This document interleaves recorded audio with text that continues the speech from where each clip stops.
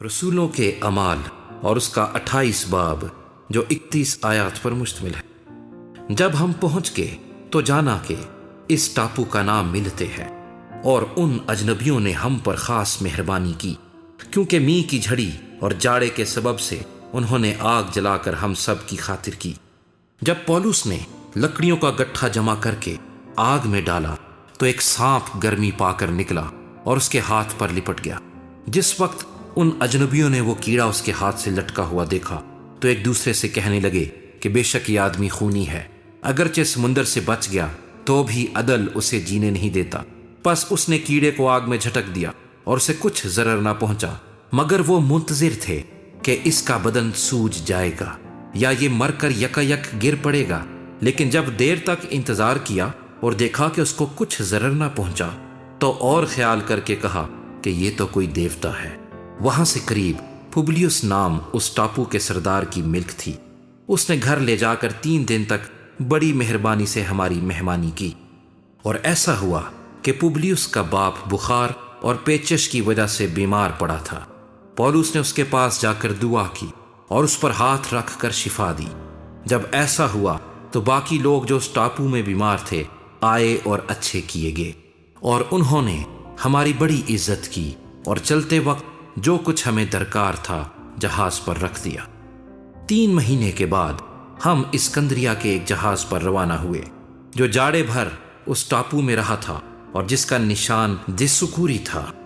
اور سرکوسا میں جہاز ٹھہرا کر 3 دن رہے، اور وہاں سے پھیر کر ریگیوم میں آئے، اور 1 روز بعد دکھنا چلی تو دوسرے دن پتیلی میں آئے۔ وہاں ہم کو بھائی ملے اور ان کی منت سے ہم 7 دن ان کے پاس رہے، اور اسی طرح روما تک گئے۔ وہاں سے بھائی ہماری خبر سن کر ابسس کے چوک اور 3 سرائے تک ہمارے استقبال کو آئے، اور پولس نے انہیں دیکھ کر خدا کا شکر کیا اور اس کی خاطر جمع ہوئی۔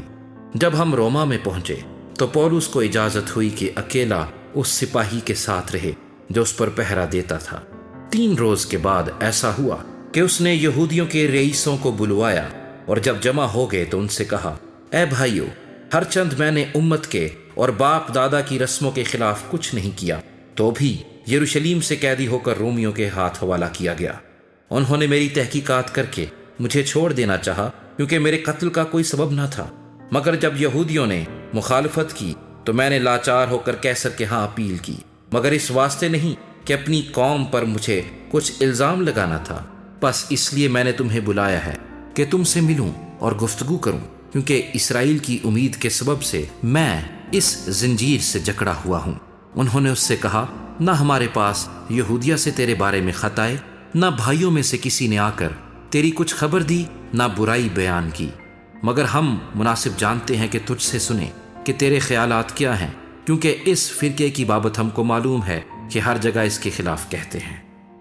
اور وہ اسے 1 دن ٹھہرا کر کثرت سے اس کے ہاں جمع ہوئے، اور وہ خدا کی بادشاہی کی گواہی دے دے کر اور موسیٰ کی توریت اور نبیوں کے صحیفوں سے یسوع کی بابت سمجھا کر صبح سے شام تک ان سے بیان کرتا رہا، اور بعض نے اس کی باتوں کو مان لیا اور بعض نے نہ مانا۔ جب آپس میں متفق نہ ہوئے تو پولس کے اس ایک بات کے کہنے پر رخصت ہوئے کہ روح القدس نے یسایہ نبی کی معرفت تمہارے باپ دادا سے خوب کہا کہ اس امت کے پاس جا کر کہہ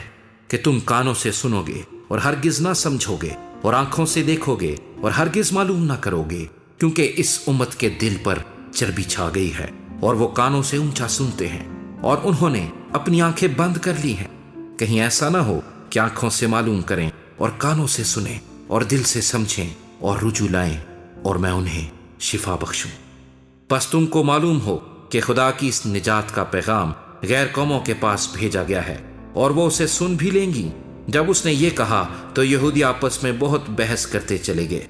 اور وہ پورے 2 برس اپنے کرائے کے گھر میں رہا، اور جو اس کے پاس آتے تھے ان سب سے ملتا رہا، اور کمال دلیری سے بغیر روک ٹوک کے خدا کی بادشاہی کی منادی کرتا اور خداوند یسوع مسیح کی باتیں سکھاتا رہا۔